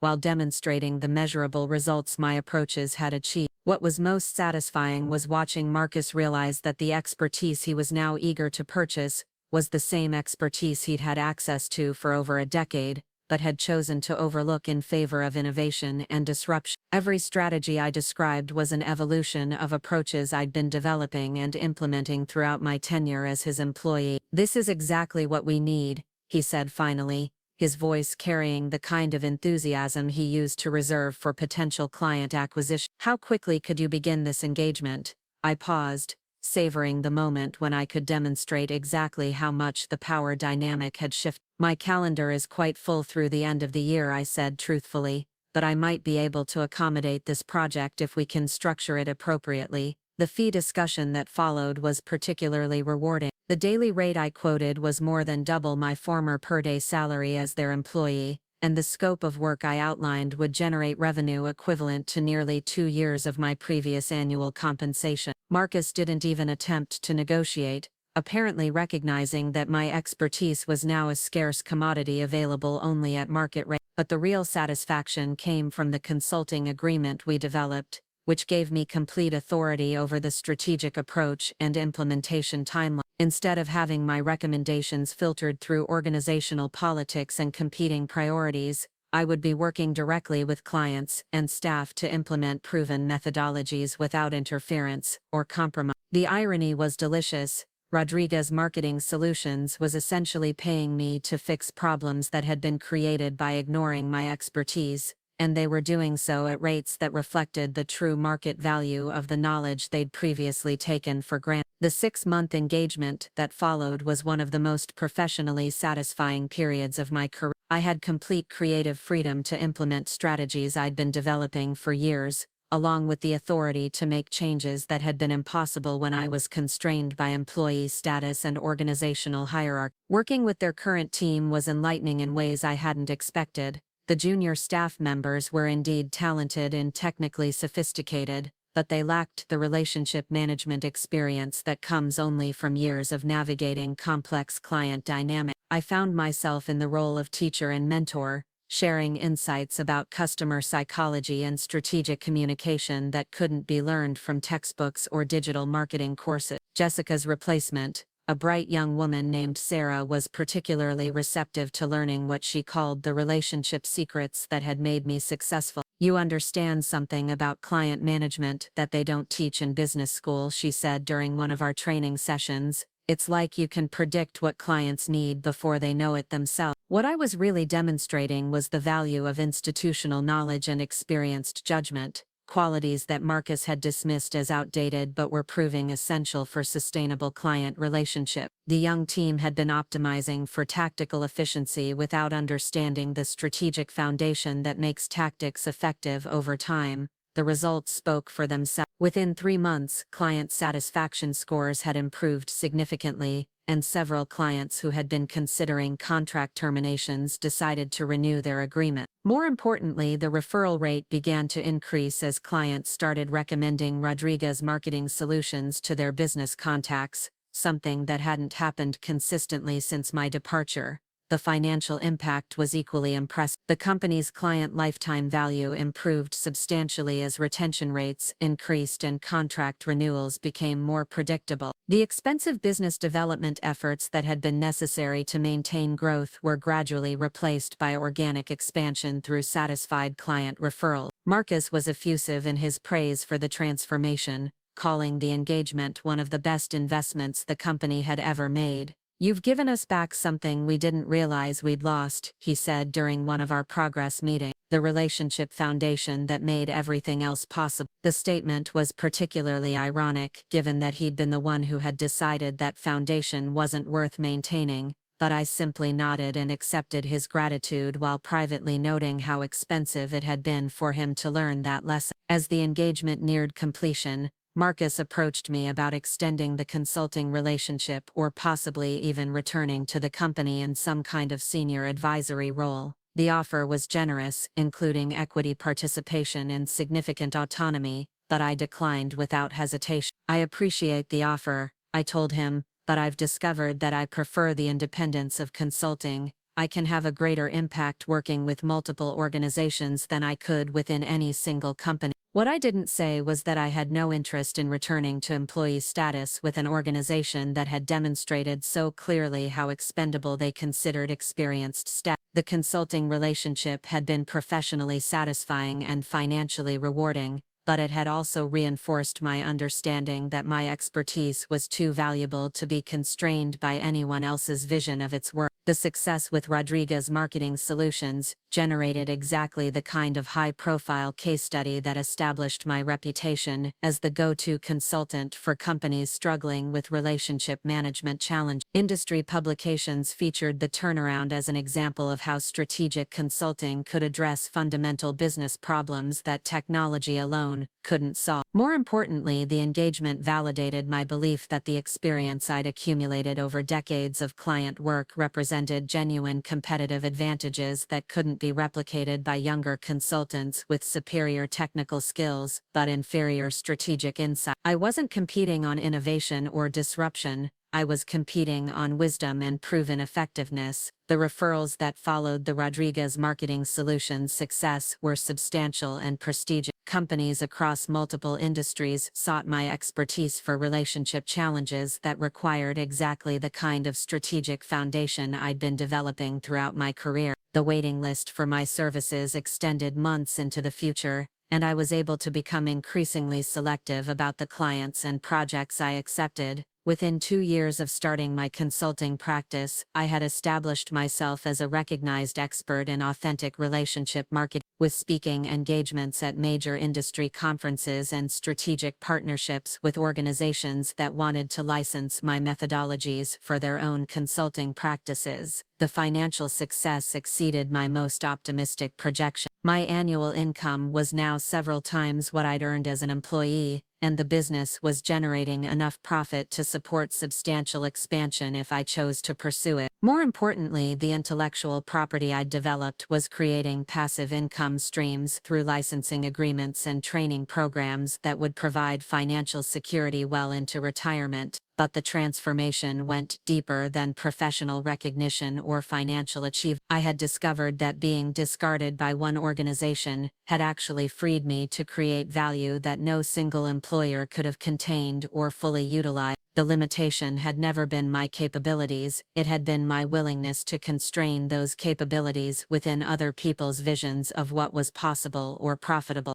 The woman who had been deemed too old and too traditional by Rodriguez Marketing Solutions had become the consultant they desperately needed to solve problems that their innovative young team couldn't address. The experience I'd accumulated, the relationships I'd built, and the insights I'd developed over decades of client work had been transformed into competitive advantages that commanded premium fees in the marketplace. Most satisfying was the knowledge that Marcus and his team now understood exactly what they'd lost when they decided there was no space for my expertise. Every success I achieved as an independent consultant was a reminder of the strategic mistake they'd made in prioritizing youth and innovation over experience and proven effectiveness. The industry recognition that followed was gratifying, but it wasn't the real victory. The real victory was the discovery that I didn't need anyone else's validation or approval to create meaningful work and financial success. I had built something entirely my own, based on my expertise and strategic vision rather than constrained by organizational politics or other people's limitations. 3 years after walking out of Rodriguez Marketing Solutions for the last time, I was invited to speak at the National Marketing Excellence Conference, the most prestigious gathering in our industry. The keynote address I delivered was titled, "The Relationship Renaissance: Why Experience Matters More Than Innovation in Building Sustainable Client Partnerships." The audience included Marcus and several members of his team, who listened as I outlined the methodologies they were now paying premium rates to license from my consulting practice. The irony wasn't lost on anyone in attendance, and the standing ovation I received felt like the final validation of a journey that had begun with rejection and led to recognition as a leading voice in strategic relationship marketing. But perhaps the most meaningful moment came after the presentation, when a young marketing professional approached me with a question about career development. "How do you maintain confidence when everyone seems to value youth and innovation over experience?" she asked.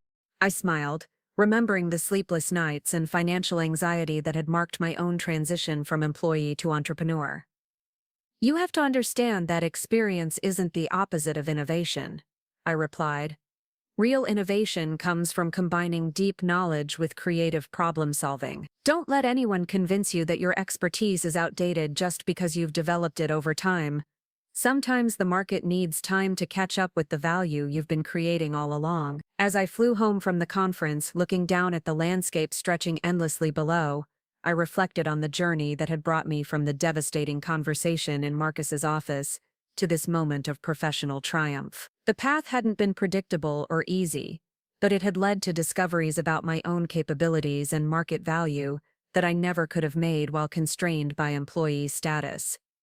Rodriguez Marketing Solutions had told me there was no space for my expertise in their organization. In response, I had created my own space in the marketplace, one that was now large enough to contain not just my own practice, but licensing agreements, strategic partnerships, and influence that extended across the entire industry.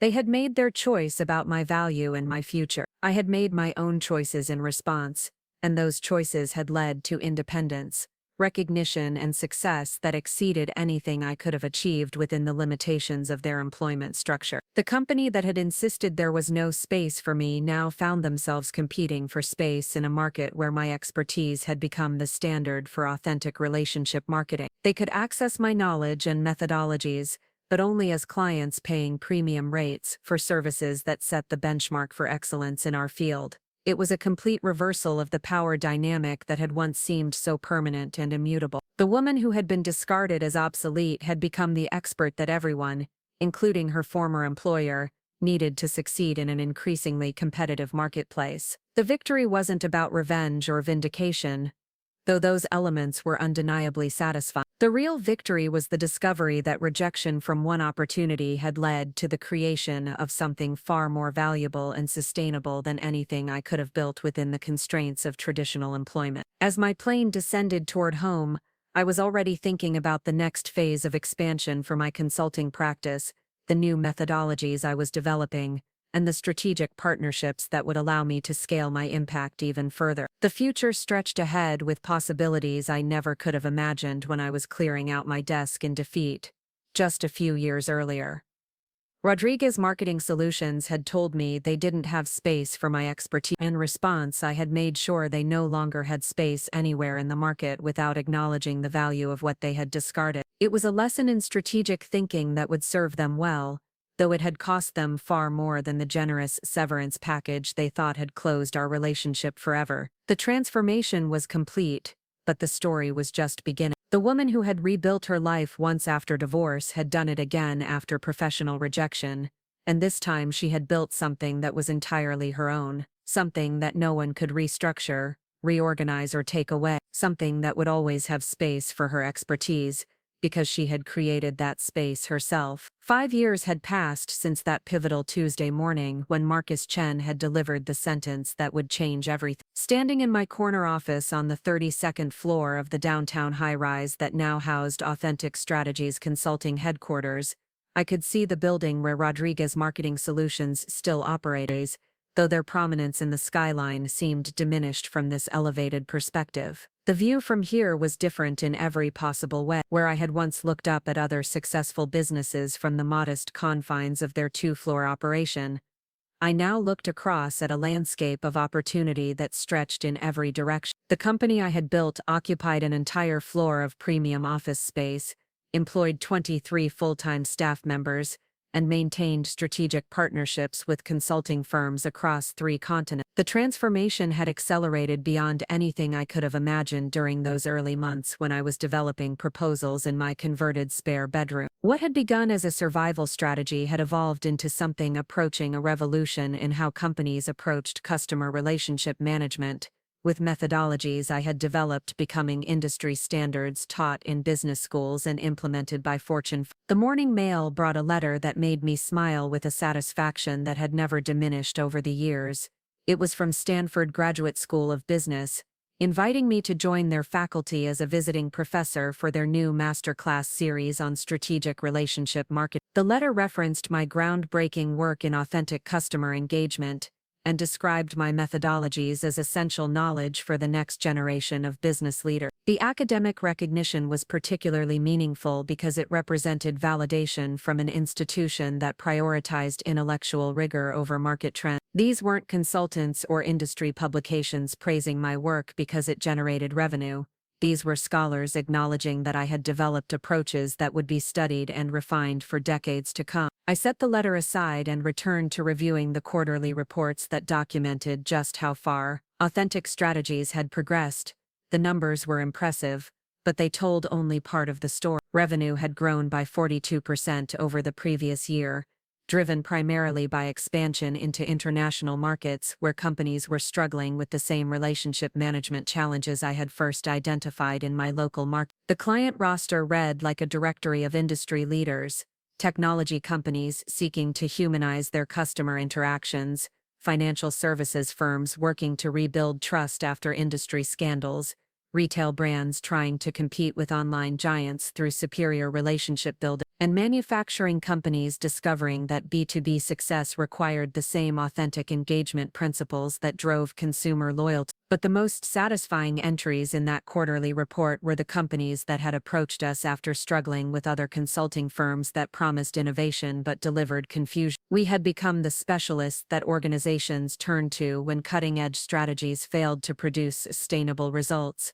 when they discovered that efficiency without effectiveness was just expensive mediocrity. The case studies we featured in our marketing materials told stories of transformation that went far beyond improved metrics. Companies reported cultural shifts where employees felt more connected to their work because they understood how their roles contributed to genuine customer satisfaction. Clients described relief at working with partners who prioritized long-term success over short-term optimization. Entire industries were beginning to recognize that authentic relationship building wasn't a nostalgic throwback to simpler times.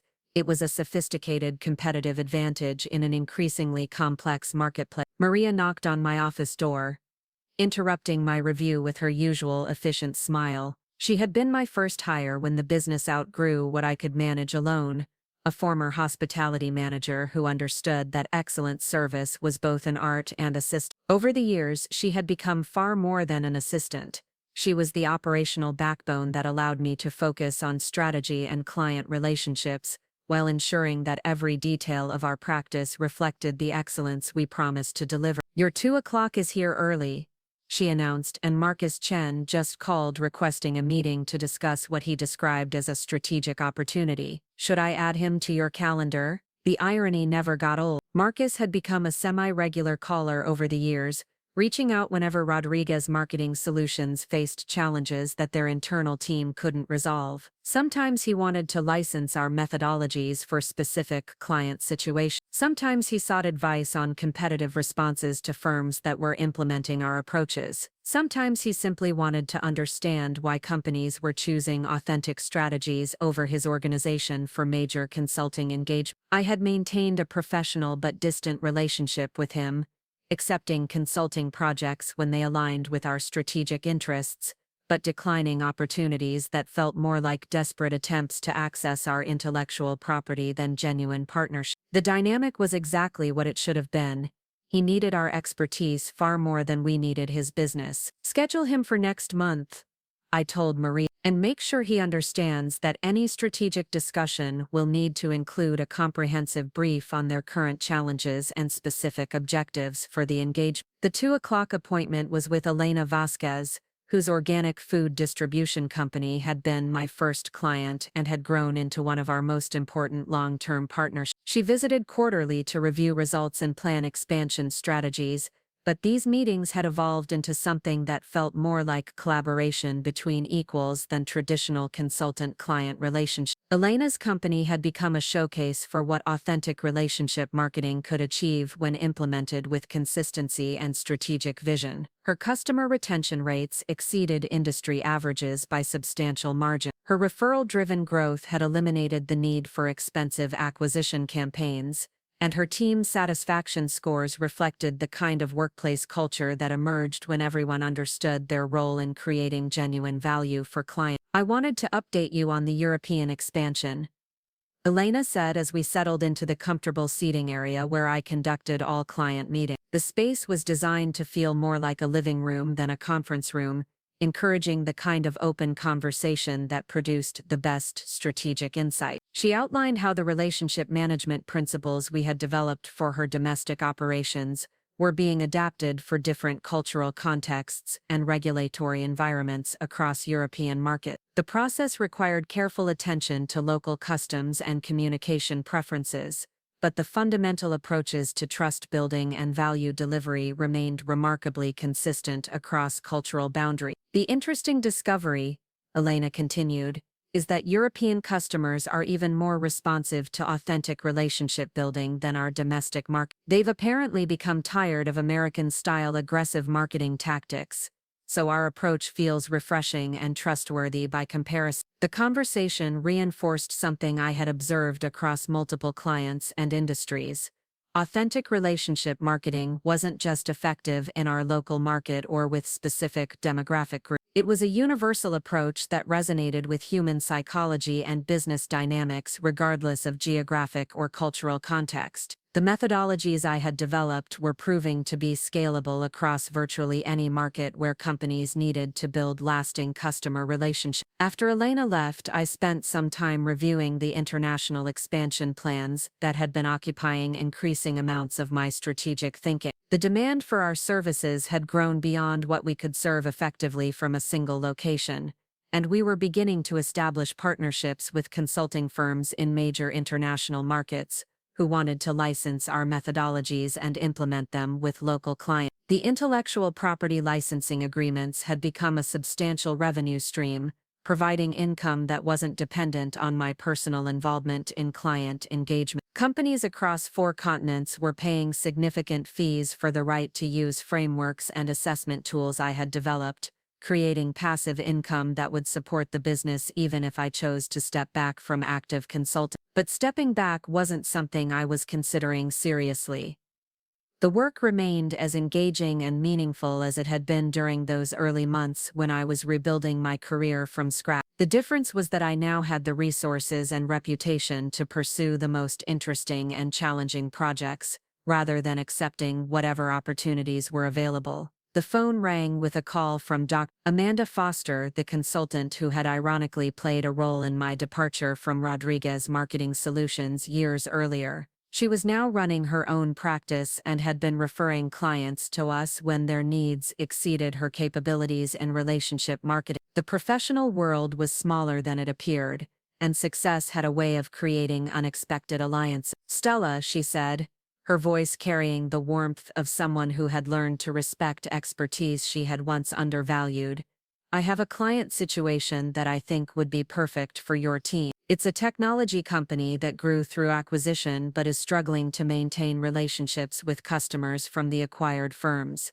They need someone who understands how to blend different organizational cultures while preserving customer loyalty." The project she described was exactly the kind of complex strategic challenge that had become our specialty. Companies were increasingly discovering that growth through acquisition or rapid scaling created relationship management problems that couldn't be solved through better software or improved processes. They needed strategic approaches that addressed the human elements of business relationships, areas where our expertise had proven uniquely valuable. "Send me the details," I told her, "and I'll have someone from our team reach out to schedule an initial assessment." The casual way I delegated the initial client development reflected how much the business had evolved from my early days of handling every aspect of operations personally. I now had senior consultants who could manage significant engagements independently, allowing me to focus on the most strategic clients and the development of new methodologies that would keep us ahead of market trends. The team I had assembled represented a careful balance of experience and innovation, combining professionals who shared my commitment to authentic relationship building with younger consultants who brought fresh perspectives on implementation and technology integration. The culture we had created valued wisdom over novelty, effectiveness over efficiency, and long-term success over short-term optimization. Thursday afternoons were reserved for team development sessions where we shared insights from current engagements and collaborated on improving our methodology. These meetings had become some of the most intellectually stimulating parts of my week, combining the practical problem-solving I had always enjoyed with the theoretical exploration that came from working with diverse clients across multiple industries. This week's session focused on adapting our relationship audit framework for companies operating in heavily regulated industries where compliance requirements sometimes conflicted with authentic engagement strategy. The discussion was led by Chen, a former pharmaceutical marketing manager who had joined our team after her previous employer had struggled to implement our approaches within their regulatory constraints. "The challenge,"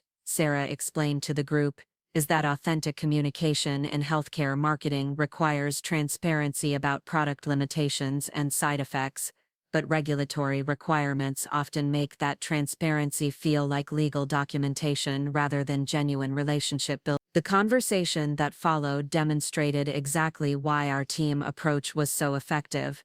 Different consultants contributed insights from their own industry experience, identifying patterns and solutions that none of us would have developed working in isolation. The framework we refined during that session would eventually become a standard methodology for companies operating in regulated environments, adding another specialized capability to our service offering. These collaborative development sessions also served as training opportunities for newer team members, exposing them to the strategic thinking that differentiated our approach from traditional consulting services. Instead of simply implementing predetermined solutions, they learned to analyze complex relationship challenges and develop customized approaches that addressed root causes rather than surface symptoms. Friday morning brought the monthly financial review meeting with my CFO, Patricia Walsh, a former banking executive who had joined our team when the business outgrew my ability to manage financial planning personally. The numbers she presented continued the growth trajectory that had characterized every quarter since our founding,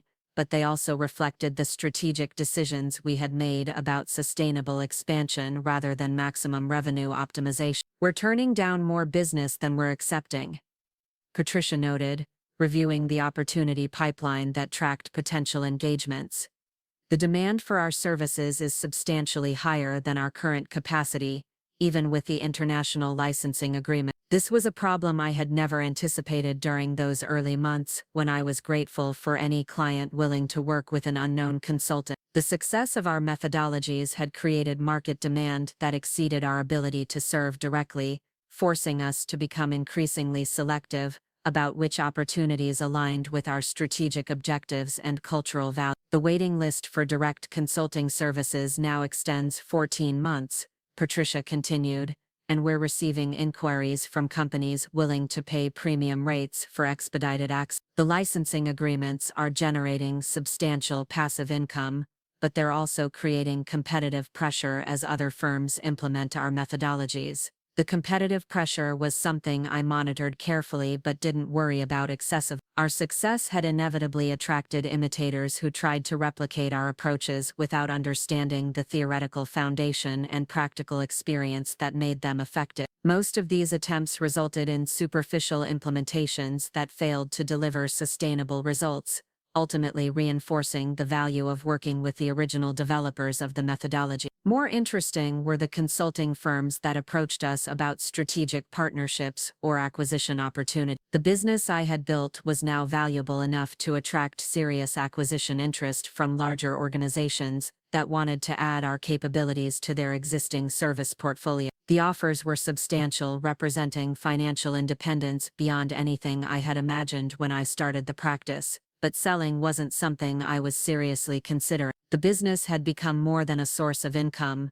It was the platform for work that I found intellectually challenging and personally meaningful. The financial success was gratifying, but the professional satisfaction of developing solutions to complex strategic problems was what made the daily work energizing rather than routine. The afternoon brought a conference call with business school professors from 3 universities, who were collaborating on a comprehensive case study of relationship marketing evolution over the past decade. My company's growth and impact had become a teaching example for courses on entrepreneurship, strategic consulting, and customer relationship management. "What we're particularly interested in," explained Robert Chen from Northwestern's Kellogg School, "is how you identified market opportunities that larger consulting firms had missed, and how you developed competitive advantages that have proven sustainable over multiple market cycles." The conversation reminded me that the business success was built on strategic insights that had broader implications for how companies approached customer relationships and competitive position. The methodologies I had developed weren't just effective consulting tools,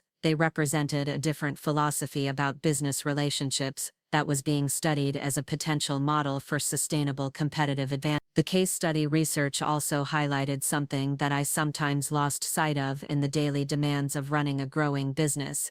The transformation from discarded employee to industry leader represented more than personal career success. It demonstrated that experience and institutional knowledge could be transformed into competitive advantages that were more valuable than technical innovation or operational efficiency. Saturday morning, I allowed myself the luxury of sleeping late and enjoying a leisurely breakfast, while reading industry publications that kept me informed about market trends and competitive development. The articles increasingly referenced approaches and concepts that our firm had pioneered, often without attribution, but clearly influenced by the work we had been doing for years. One article particularly caught my attention, a feature story about Rodriguez Marketing Solutions' recent struggles with client retention and market positioning. The piece described their challenges in language that sounded remarkably familiar, identifying exactly the problems I had predicted when Marcus had explained his vision for restructuring and innovation. According to the article, the company was experiencing what industry analysts called growth without foundation, expanding rapidly through aggressive business development, while struggling to maintain the relationship capital necessary for sustainable success. They had apparently achieved the scale and technical sophistication that Marcus had prioritized, but they had sacrificed the strategic foundation that made growth profitable and sustainable. The irony was profound but no longer surprising. The company that had determined there was no space for relationship-focused expertise was now struggling with relationship-focused challenges that their innovation-oriented team couldn't resolve effectively. They had optimized for everything except the human elements that ultimately determined business success. The article mentioned that Rodriguez Marketing Solutions was seeking strategic consulting support to address their retention challenges, though it didn't specify which firm they were working with. I suspected it wasn't us, given that our waiting list and premium pricing made us an expensive solution for problems that could have been prevented with better strategic planning. Sunday evening, I treated myself to dinner at an upscale restaurant downtown, celebrating another successful week with the kind of quiet satisfaction that had replaced the anxiety and uncertainty of my early consulting day. The financial security was wonderful, but the professional confidence was even more valuable. I no longer worried about whether clients would appreciate my expertise or whether the market would support my approach to business development. The restaurant overlooked the city skyline, providing a panoramic view of the business district where I had once worked as an employee and now operated as an independent consultant whose expertise was sought by companies across multiple industries. The physical perspective mirrored the professional transformation.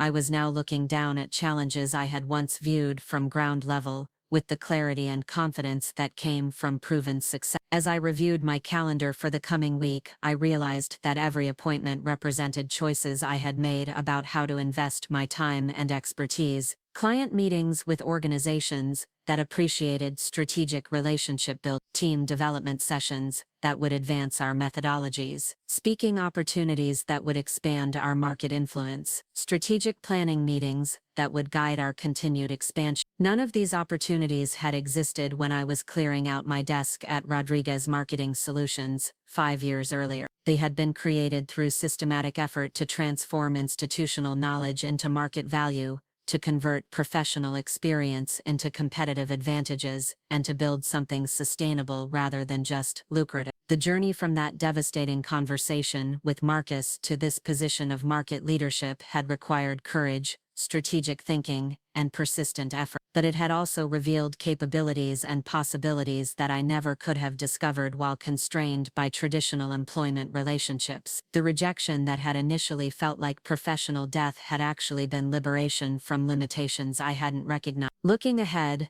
the future held possibilities that continued to expand rather than narrow. International markets beckoned with opportunities to apply our methodologies in new cultural contexts. Technology partnerships offered ways to scale our impact through digital platforms that enhanced rather than replaced human relationship building. Academic collaborations provided opportunities to influence the next generation of business leaders through research and teaching. Most importantly, the work itself remained as engaging and meaningful as it had been during those early months when I was rebuilding my career from scratch. Every client represented new challenges to solve, new relationships to build, and new opportunities to demonstrate that authentic engagement was not only more ethical than manipulative tactics, but also more effective for sustainable business success. The transformation was complete, but the story continued. The woman who had been told there was no space for her expertise had created her own space in the marketplace, and that space had grown large enough to contain, not just her own success but the success of clients who benefited from her methodologies and team members who shared her commitment to authentic relationship building. Rodriguez Marketing Solutions had made their choice about my value and my future. I had made different choices in response, and those choices had led to independence, influence, and impact that exceeded anything I could have achieved within the constraints of their organizational structure. It was a lesson in strategic thinking that extended far beyond business consulting. When someone tells you there's no space for your contribution, sometimes the best response is to create your own space and make it large enough that they have to acknowledge what they chose to give up. Up next, you've got two more standout stories right on your screen. If this one hit the mark, you won't want to pass these up. Just click and check them out.